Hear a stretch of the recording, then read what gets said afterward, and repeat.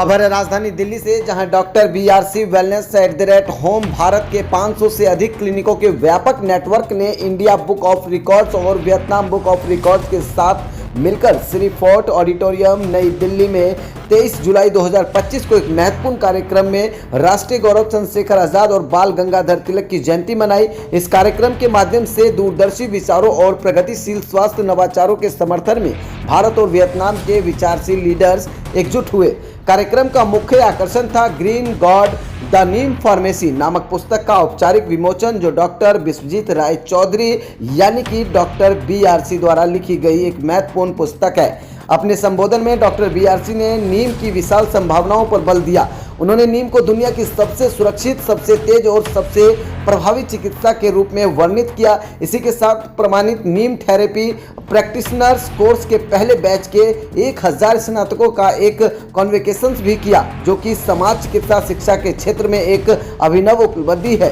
पुस्तक का औपचारिक विमोचन मुख्य अतिथि श्री भागीरथ चौधरी, कृषि एवं किसान कल्याण मंत्रालय, भारत सरकार के राज्य मंत्री द्वारा किया गया। उनकी उपस्थिति ने समग्र स्वास्थ्य आंदोलन को आधिकारिक मान्यता और प्रोत्साहन दिया। उन्होंने लचीलापन, सतत नवाचार और पारंपरिक ज्ञान के साथ आधुनिक स्वास्थ्य के संगम की सराहना की।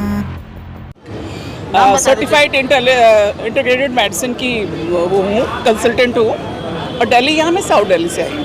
अच्छा मैम, क्या कहना चाहते हैं डॉक्टर आरसीबी के लिए, किस तरीके से आप जुड़ी हैं, क्या फायदा है? वो एक ही चीज़ पे फोकस करते हैं कि कैसे हम 3 डी से फ्री होंगे, दवाई और डॉक्टर और डिजीज़, और उन्हीं चीज़ पे हम काम करते हैं। नेचुरल तरीके से काम होता है। डाइट के साथ हम अपनी 100% बीमारियाँ ठीक कर सकते हैं, और मैंने बहुतों को देखा है, कैंसर, सीकेडी सब कुछ ठीक होता है। इनका एक प्रोटोकॉल है, उसको सीख के करना पड़ता है, और बहुत अच्छे रिजल्ट हैं। डॉक्टर साहब से कैसे जुड़ी हैं? डॉक्टर साहब से मैं ऑनलाइन उनको पहले से ही 2012 में यूट्यूब पे फॉलो करती थी। उसके बाद से मैं आईएनओ के मेंबर भी हूँ, तो वहाँ भी मैंने इनको सुना बहुत बार, और अब तो मैं उनकी टीम में ही हूँ, बीआरसी टीम में, क्लिनिक एट द होम। वो इतना अच्छा कॉन्सेप्ट है। वो कहते हैं कि हॉस्पिटल जाने की ज़रूरत ही नहीं है, आप घर बैठ के सही सलाह से अपना इलाज करो और दवा से फ्री हो। मैम, आप कितने दिन में डॉक्टर बनकर तैयार हो गई है? भाई देखिए, मैं तो बहुत दिनों से, देखिए ये ना एक, वैसे तो वो 3 महीने में ट्रेन करते हैं, 3 महीने में सिखा देते हैं। फिर आपकी एबिलिटी है कि आप कितने फोकस हो।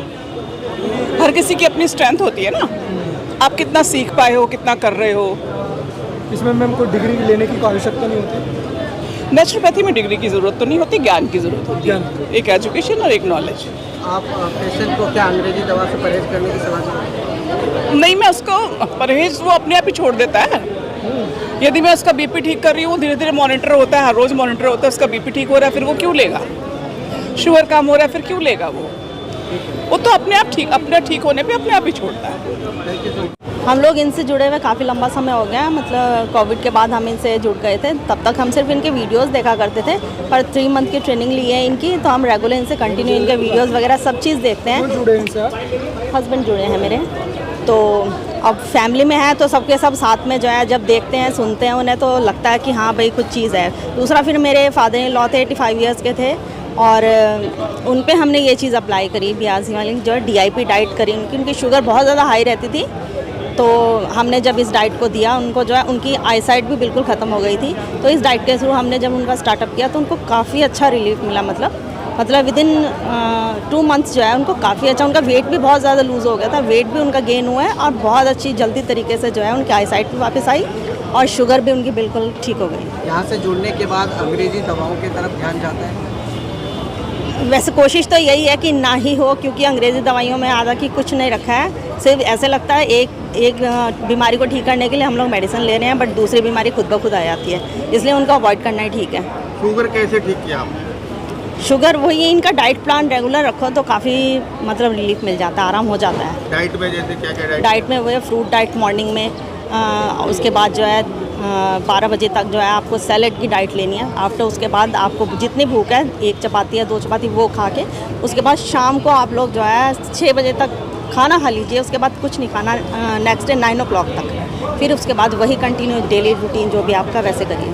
मैं जब कोरोना स्टार्ट हुआ था तब से इनकी वीडियो देखनी शुरू करी थी, और उसे देखते देखते मेरी बिटिया को बीच में कोरोना हो गया था, बुखार हुआ, लेकिन मैं हॉस्पिटल नहीं ले गया। इन्हीं के प्लान के अनुसार ही, इन्हीं के डाइट प्लान के अनुसार ही मैंने कोरोना को घर पे ठीक किया। उसके बाद मेरे फादर हैं, उनकी तबीयत बहुत ज़्यादा ख़राब हो गई थी। पहले तो उनको शुगर था ही बहुत ज़्यादा, मतलब करीब 40-50 सालों से शुगर थी उनको, 87 ईयर्स की एज है उनकी। और उनको फिर उसके बाद साथ ही में टीबी हो गया, और टीबी के बाद उनकी हालत ऐसी हो गई बिल्कुल ख़त्म, मतलब ऐसा लग रहा था कि वो बचेंगे ही नहीं। और मेरे घर वालों ने कह दिया भाई ये हमारे बस की नहीं है, तुम ले जाओ इसको, तुम अपने पास रख लो कुछ समय के लिए।